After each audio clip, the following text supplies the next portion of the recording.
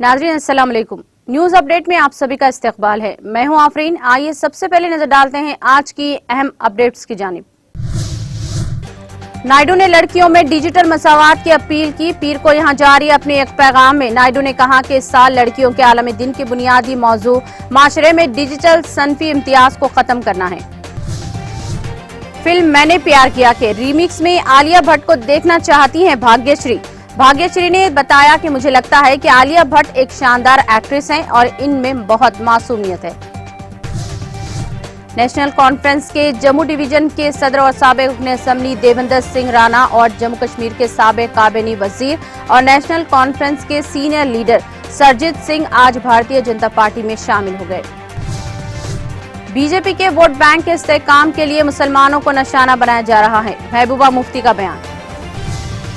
Petrol refinery में आग लग गई और कसी तादाद में फायर ब्रिगेड टीमें जहरानी पेट्रोल रिफाइनरी के डिपो में लगी आग पर काबू पाने में मसरूफ हैं। आग लगने की वजह अभी तक मालूम नहीं हो सकी। इंडोनेशिया के वज़ीर ख़ारजा तुर्की के 2 रोज़ा दौरा करेंगी, जिसमें 2 तरफ़ा ताल्लुकात के अलावा इलाकाई व आलमी मौज़ूआत का भी जायजा लिया जाएगा। मरकजी वज़ीर दाखिला अमित शाह ने कहा कि एक नाख्वानदा शख्स मुल्क पर बोझ है और वो अच्छा शहरी नहीं बन सकता।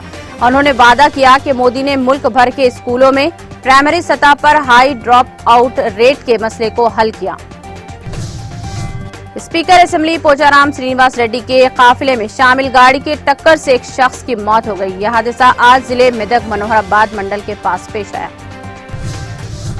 दामाद ने अपने ससुर को पेट्रोल छिड़ककर आग लगा दी। ये दिलखराश वाकया हैदराबाद के कुकटपल्ली में पेश आया। शौहर को बचाने की कोशिश में सास भी झुलस गई। नारायणपेट में Mohammad Yusuf memorial and educational society की जानिब से 500 गरीब और यतीम तलबा में एजुकेशन किट्स तकसीम किया गया। नाज़रीन, न्यूज अपडेट्स में फिलहाल इतना ही। दीगर अपडेट्स के लिए देखते रहिए TTV।